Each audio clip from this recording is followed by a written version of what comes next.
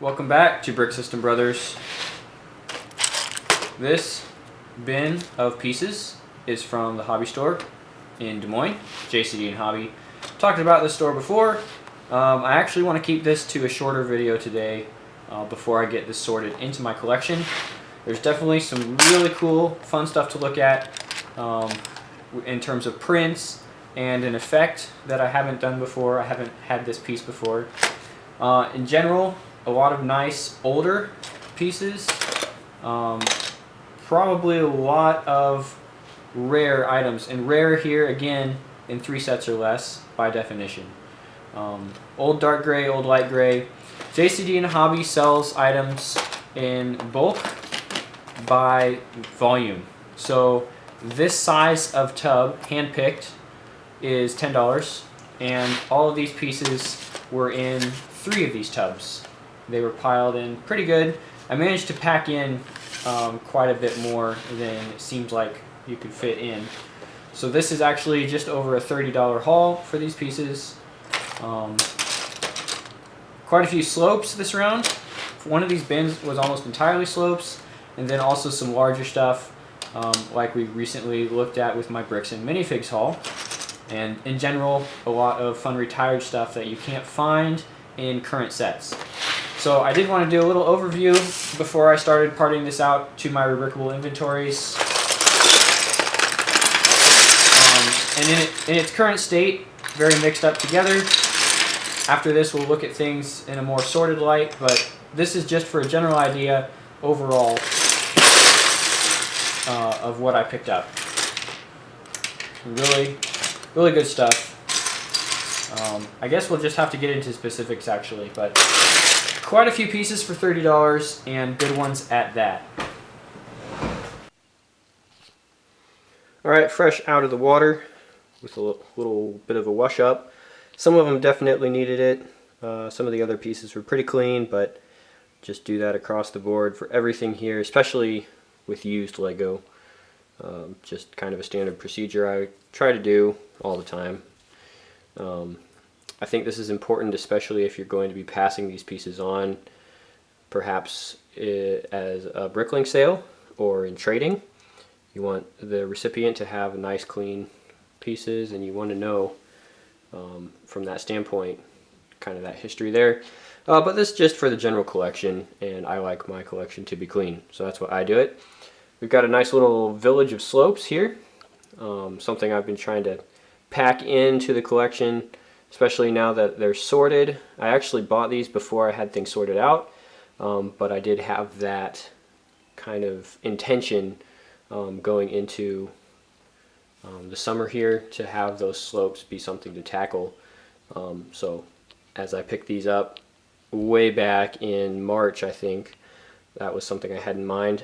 Some other pieces are larger, and something else I've done here during the wash process was, as I set them out to dry on this towel, kind of grouping things. So we've got some plates, panels, fences, arches, the slopes, the biggest category. So having that little bit of overlap in the wash and the sorting process, shaving off a couple minutes, saving some time there. There was one piece, well, multiple pieces that I didn't wash, but I wanted to talk about this one specifically. It is a standard 4x4 plate with a single row of studs, and then this 3x4 area is smooth, and in this case there has been a sticker applied, so that's why I didn't wash it. I didn't want the water to mess up the application of the sticker. And starting to look a little closer at this, the sticker is actually a holographic effect.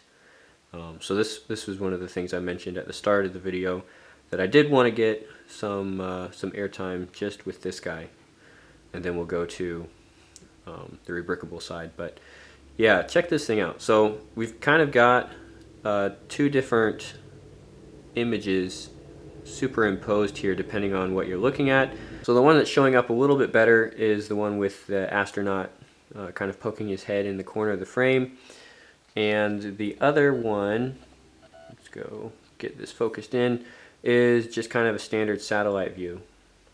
And so it does shift a little bit depending on that viewing angle.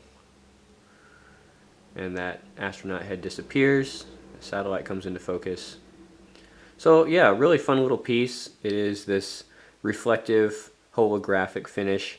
I think this was done on a few other stickers over the years, and this would have been maybe in one of the larger sets from this era.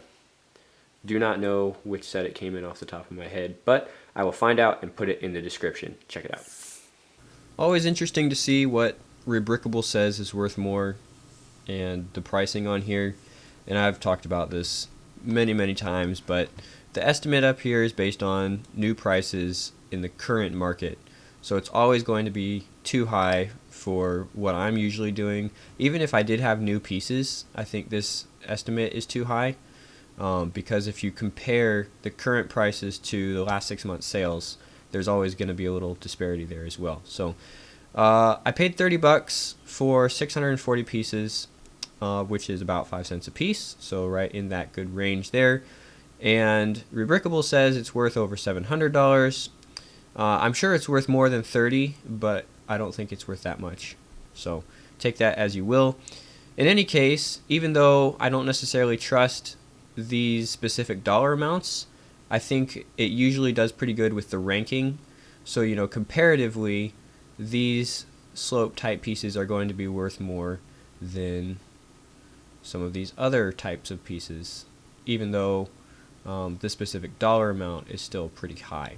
So with that in mind, let's look at some of these top prices up on the top here.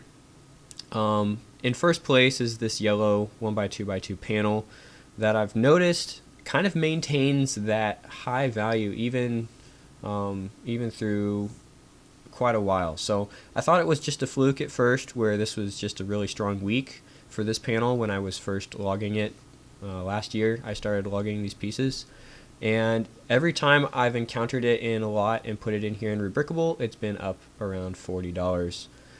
So for some reason this yellow panel is worth more on the secondary market, and it takes first place.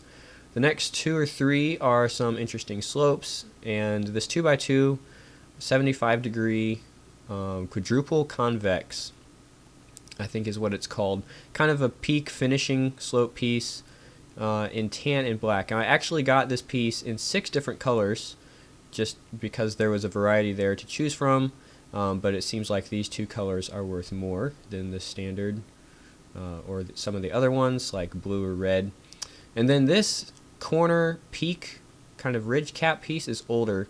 It does have the 3-digit part number, so that dates it a little ways back to the 70s, maybe even 60s.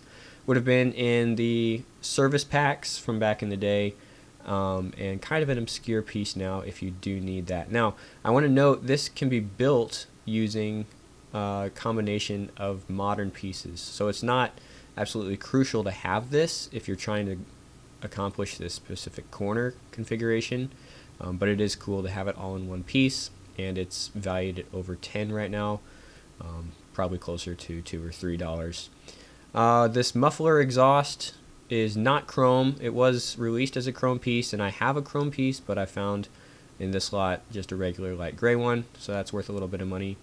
An older style 1x4x3 panel, and then the bright light blue 2x4 is something I recently bought on Bricklink specifically for my color chart, and came across another one here at the hobby store, so that's up there as well, maybe a $5 piece on the past 6 month sales if you go look at that.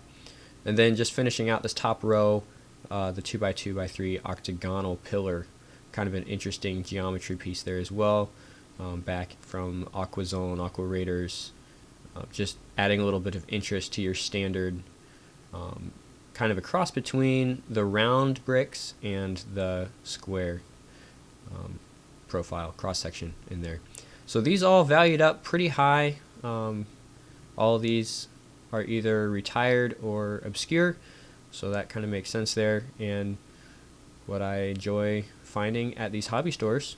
And 314 lots, so almost an even split of half the number of total parts in total lots.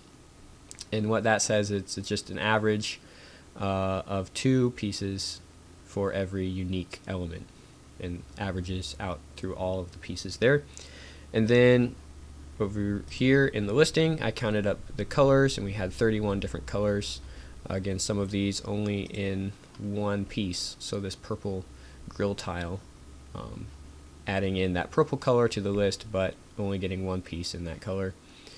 So just some fun numbers I like to put together. I did get, whoops, I just cleared everything out. Clear that. And we'll load these parts back up. Sorting by color, sure. You can look at the colors as I keep talking here.